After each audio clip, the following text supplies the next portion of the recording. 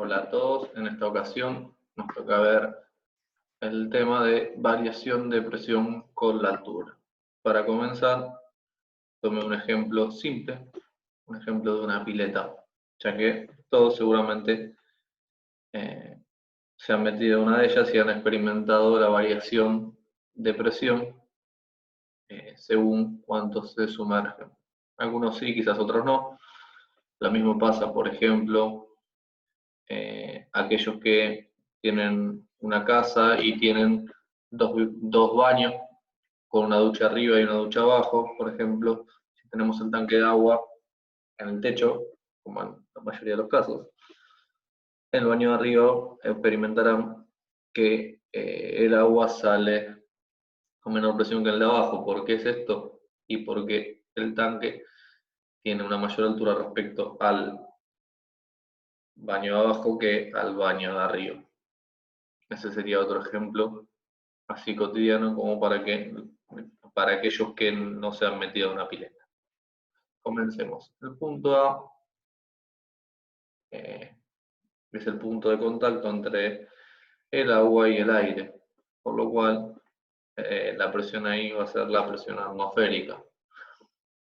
Si nos sumergimos un poco más hasta el punto B o descendemos, vamos a tener una cierta cantidad de agua encima nuestra, esta columna, la cual nos va a ejercer una determinada presión, por lo cual la presión en el punto B va a ser mayor a la que experimentemos en el punto A. Siguiendo con el razonamiento, la presión en el punto C se va a incrementar respecto a la de B. ¿Cuánto se va a incrementar? Básicamente en proporción a cuánto descendamos. Si descendemos poco, va a aumentar poco; si descendemos mucho, va a aumentar mucho. Finalizando con el ejemplo, en el punto D vamos a estar en el fondo de la pileta, con lo cual no podremos descender más y no podremos tener más cantidad de fluido encima nuestra, con lo cual en ese punto la presión va a ser máxima.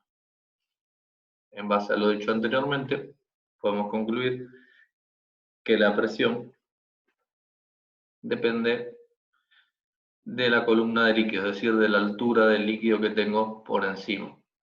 También va a depender de su naturaleza, es decir, de su peso específico o de su densidad.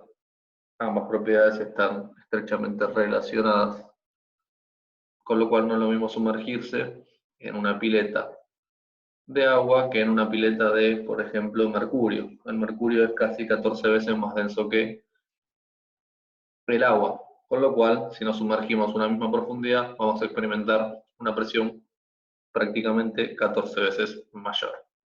Matemáticamente se expresa dicha presión debida a la columna de líquido mediante la siguiente fórmula. Presión igual peso específico por altura. No viene al caso, es simplemente para que conozcan la fórmula. Ahora vamos a ir con otro ejemplo que es más cercano al tema que nos interesa, que es básicamente la atmósfera. La atmósfera está constituida por aire. El aire es un gas formado en su mayoría por nitrógeno, un 78% aproximadamente, un 21% de oxígeno y el resto de otros gases. Esto como para recordar un poquito el concepto de atmósfera. Una capa gaseosa que envuelve la Tierra. En este caso estaríamos, si comparamos con el caso anterior, en el fondo de nuestra pileta de aire.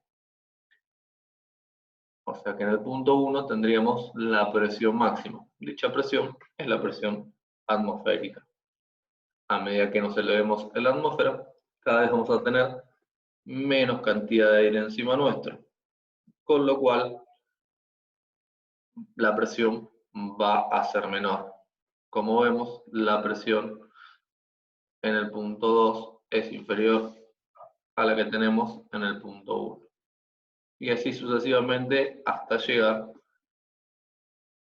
al punto más alto de nuestro esquemita, que es el punto 4, en el cual la presión va a ser inferior a la de los puntos anteriores.